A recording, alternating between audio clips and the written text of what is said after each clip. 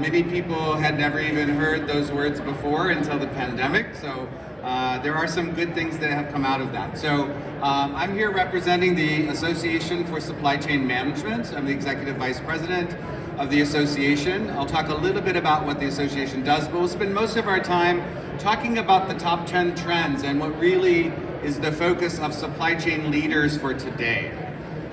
If you're interested in talking further about any of the topics, please feel free to link in.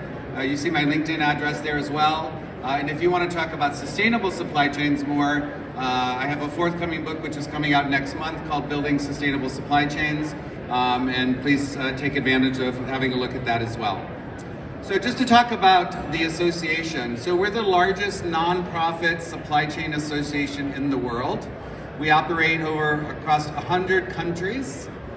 We have 50,000 members that are typically supply chain professionals, from early entry professionals all the way through supply chain leaders, chief supply chain officers, etc. We primarily focus on 4 key elements. So our core of our business is primarily around training and education. So that's at the individual level, growing talent. And I'll talk a lot about the issue relative to talent development today, because certainly we are moving at such a fast pace in supply chain that the pace of the technology is outpacing our ability to grow talent today. So that's a key factor for our focus and why we develop training education programs and certification programs to grow talent. Another part of our business, of course, is helping organizations transform their supply chain. We'll talk a little bit about the fact that we're not going to be able to return to any sort of normality. In the supply chain world, and I'll share with you some of the data, but in the last few years, and not solely as a result of the pandemic, but because of all of the things that are happening around the globe today, we have had more supply and demand shocks to our system than ever before in history.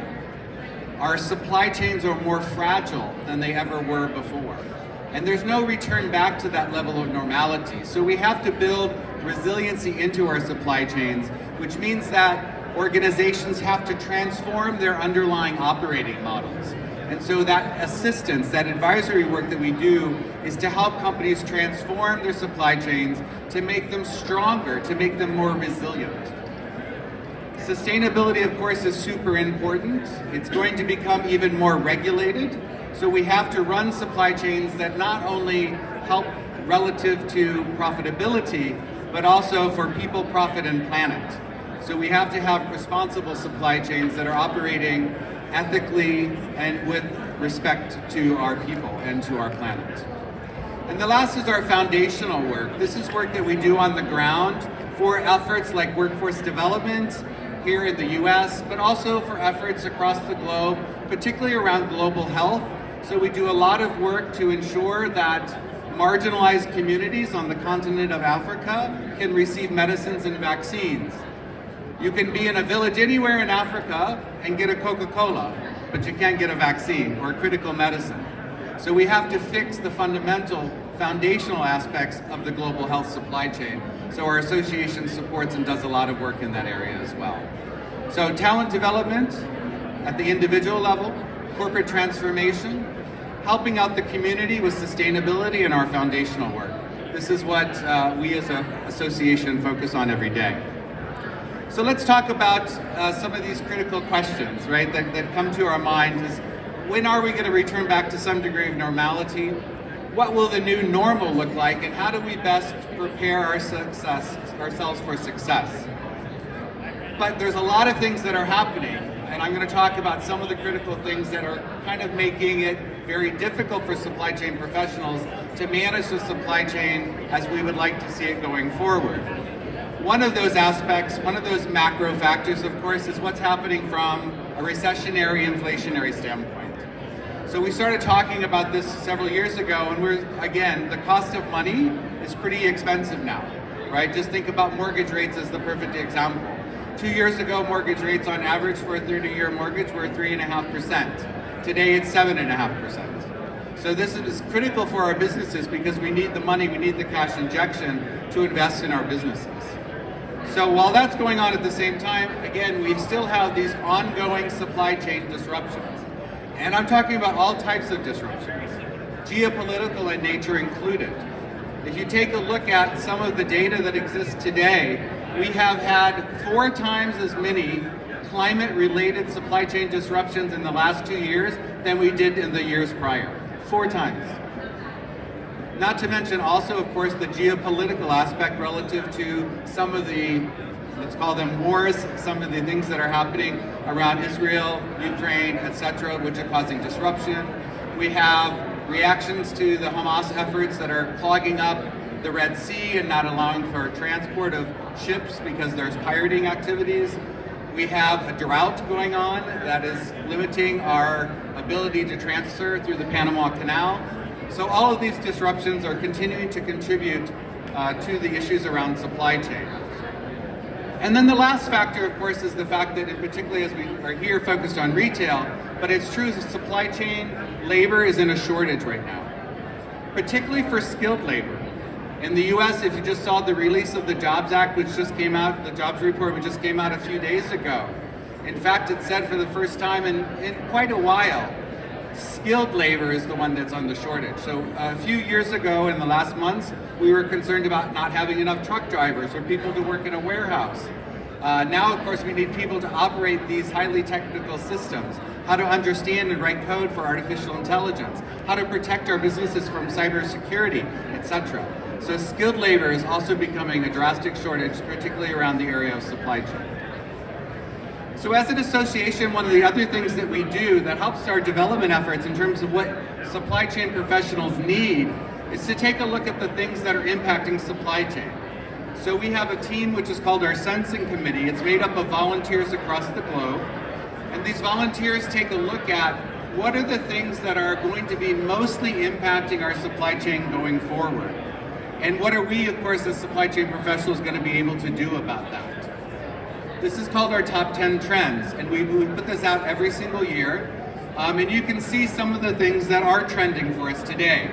Not a surprise that digital supply chains are at the top of the list. In fact, they've been on the list for several years and moved up to the #1 position. So how do we digitize our supply chain? Let's talk about a little bit of that. Digitization of a supply chain means different things to different people. The one thing it doesn't mean is to do the wrong things faster, right?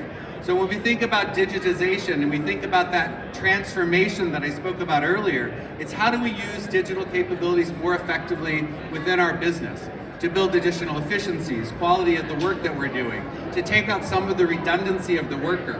This, of course, means using some of the others on the list, like artificial intelligence, big data and analytics, etc. as well. Big data has been on the list. It was #1 on the list. It's still on the list. On the top 10, we still struggle with this, right? We're trying to tackle what big data means, external data as well as internal data. We haven't even yet figured out what small data is, right? Now we have to figure out what big data is. What are external factors that influence and shape our demand, for example?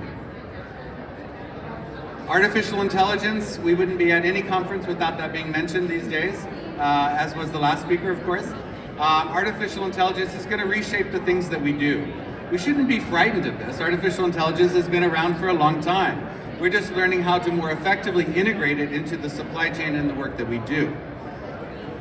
Also, you see, and this is perhaps the one we'll spend a little more time on, is overall the supply chain investments in our systems.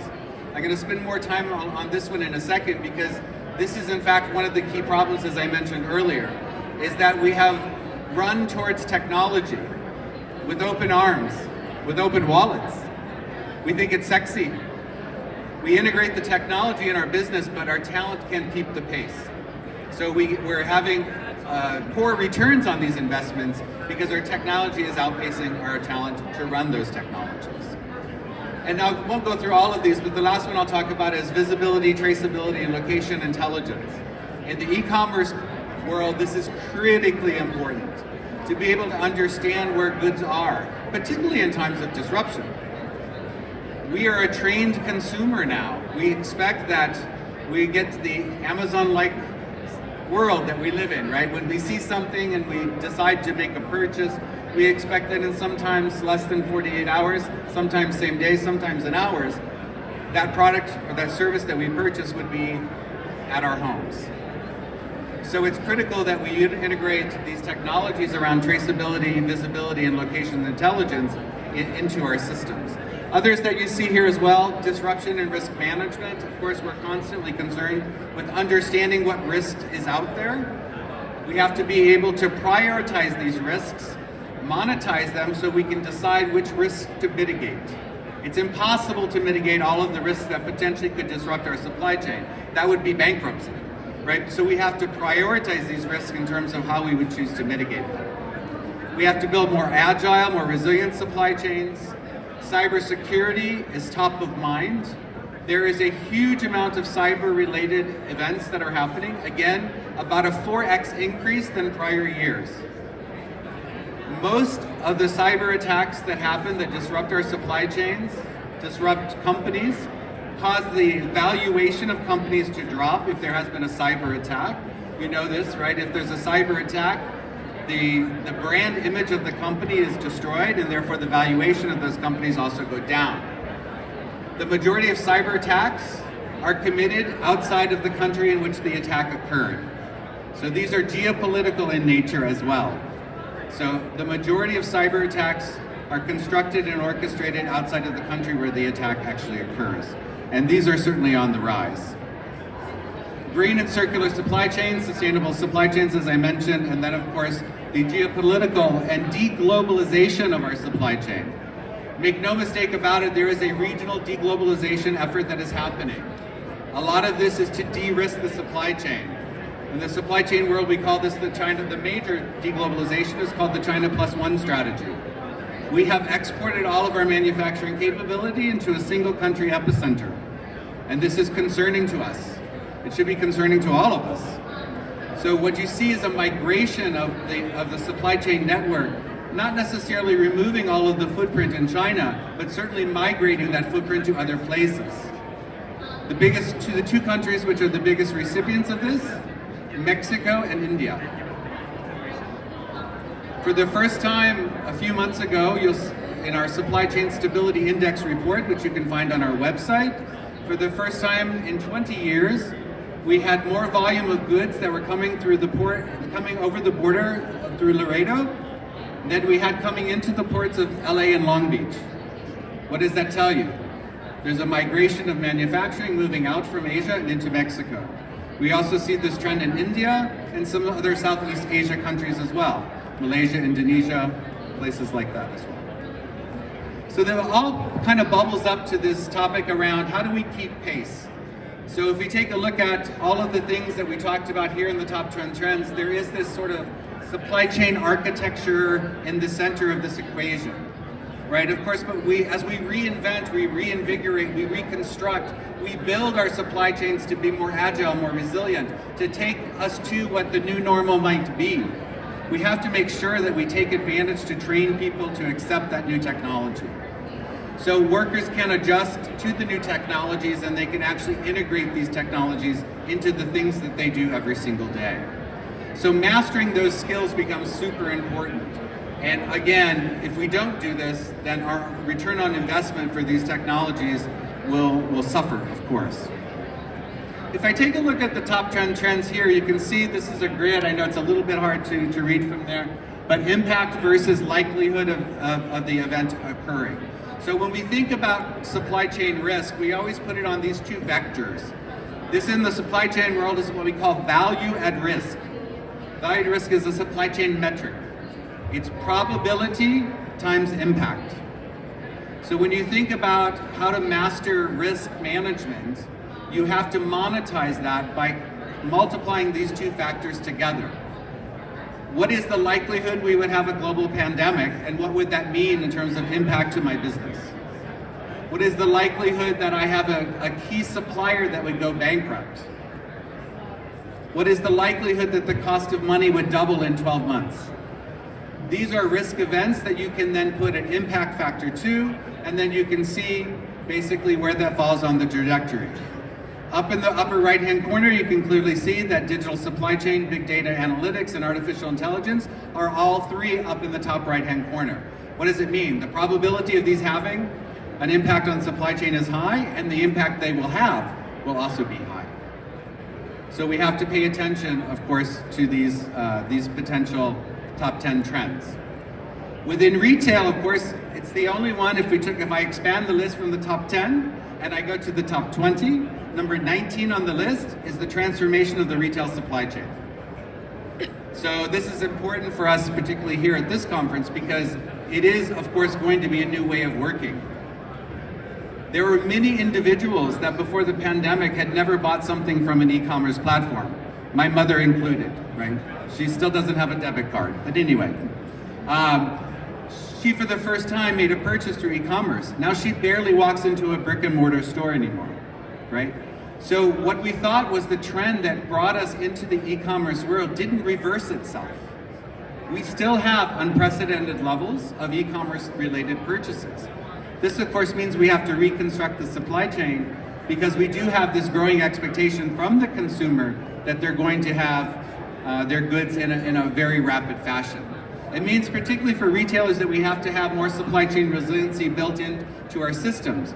We're going to be operating, for most retailers, in an omni-channel environment from now on, right? It's not going to be one or the other. We're going to satisfy consumers. We're going to probably still have brick and mortar stores. And who knows what's next, right? We have to have that resiliency built in. We need to make sure, however, that these aren't treated separately. There has to be a seamless level of connectivity between the omni-channel environments. We as a consumer want to be able to see for example, the inventory levels of goods. If I bought it today and I had it shipped to my home, how long would that take? Or is that good available at my local store and I can go collect it? Right? I need to have the transparency of that information across the supply chain such that I can increase the consumer experience. It also means that this puts very heavy demands on our logistics and distribution capabilities. If I have a consumer that has an expectation of receiving a good in 24 hours, I have to have a warehouse that is within 24 hours reach of that consumer. This means I'm reshaping the physical footprint, the amount of inventory, where I store inventory. How do I make those tough decisions about what SKU I have in each warehouse? I can't afford to have all inventory everywhere. This, of course, is not also possible. So that goes back to what I mentioned before, this critical combination of technology and talent around those three critical factors that I mentioned. We have to have visibility into our supply chain at all levels, real-time visibility. That means across all of our ecosystem. That means if I have a warehouse or I have a manufacturing center or I have a third-party logistics company that's managing my operations, I need to have visibility into all the players for the critical information that can be provided for clear visibility. I have to have transparency of that information. The data needs to be accurate, it needs to be reliable. This is not an impossibility from a technology standpoint, but what it does drive is the need for trust across multiple partners. If I'm a third-party logistics company operating a warehouse for me, or I have a trucking company that's delivering the last mile delivery, and I'm asking you for information, I need to make sure that we trust each other so that I don't misuse that information. So I try to gain transparency, but I have to overcome this barrier of trust. And then, of course, traceability. I need to know where my goods are at any point in time. So with all of this in mind, if you have been or seen our SCORE model before, this is our supply chain operations reference model. It is the most definitive model for how to model and diagnose the health of your supply chain. It's known as the SCORE model. It's been around since 1997. It's in its 9th edition at this point in time. As an association, we found that so many people were using the SCORE model to see how their supply chains were performing, to benchmark the performance of their supply chains, to model, build digital twins of their supply chain, etc., that we made a tough decision a few years ago with the reinvention of the model. This is, again, its 14th version. And in this most recent release, we also took the model and we made it publicly available, free for anyone in the world. So all of our standards, our SCORE standards, our sustainability standards, and our digital capability standards are now ungated from membership. means you don't have to be a member of our association to have access to these tools. So that was a tough decision to make as an association. So please take advantage of that. There's a free training course on SCORE on the website as well if you want to know more about the model itself. So just to kind of wrap up then, of course what we try to do is make sure that we're keeping the pace of the talent by introducing new certifications, new levels of training that really cut across the overall, let's say, life cycle of a supply chain professional. So from those who are first entering the supply chain, maybe know less about it.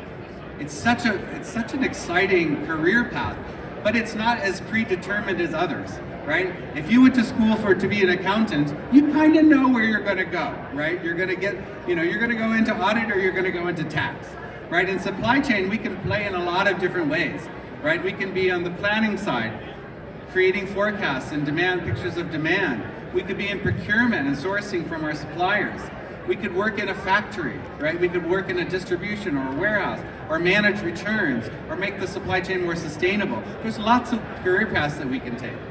So we need to have education and training programs that actually follow the life cycle of the supply chain professional. The other focus, of course, as I mentioned, with respect to the transformation efforts for supply chain is actually to understand how mature your supply chain is. So based upon the SCORE model, we actually built a supply chain maturity assessment. That supply chain maturity assessment goes across the end-to-end supply chain, and like the SCORE model itself, is available free of charge for you to go in and assess your own maturity levels. So we give you categories across each of the end-to-end supply chain processes and allow you to assess your own maturity levels. It's quite simple to do, and then it places you on a path between level 1 and level 5. Level 1 being a very reactive supply chain, level 5 being a highly orchestrated supply chain. And for each of these process categories, you're able to assess where you stand on that supply chain path. Where are you mature, where are you immature? It's very important if you're going to transform your supply chain that you do a reality check on where your weaknesses are. And this type of maturity assessment allows you to have the ability to assess that maturity level. You get a formal readout after you completed that assessment, and then the results will illuminate where your weaknesses, where your vulnerabilities might exist.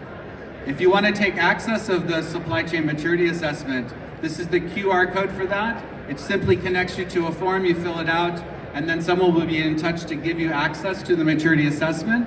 I do recommend that you distribute that assessment across the multitude of your supply chain players so you can get a more comprehensive view of where you think your supply chain, again, is performing well or not performing well.